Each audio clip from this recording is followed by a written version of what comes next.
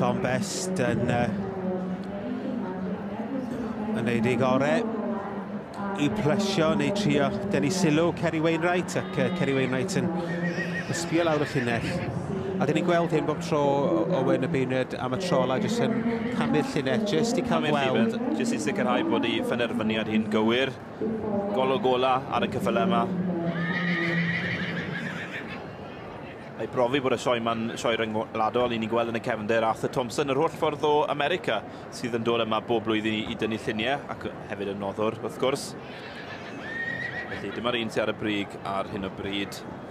Waxwing Glamour. Eiddo Prydfa Waxwing o'r Alban. Ac yn edrych yn arbennig heddiw, mae'n rhaid ddeud.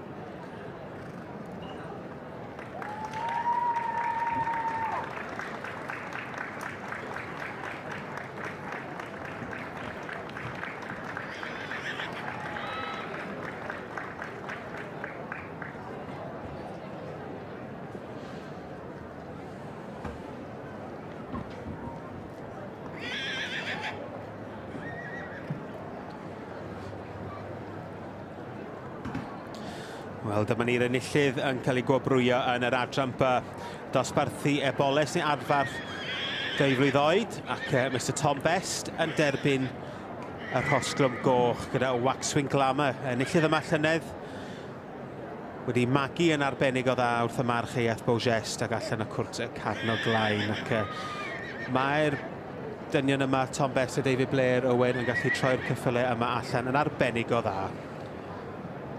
Llongyfechiadau mawr iddyn nhw, ac mi fydden nhw yn ôl yn hwyrach ymlaen i gystadlu am pencampwriaeth y stoc ifanc yn yr adran ba.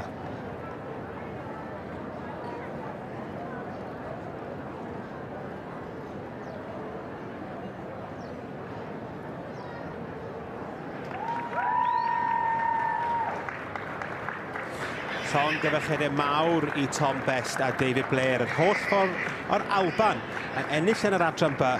Yr Eboles 2 flwydd oed o Waxwing Glamour.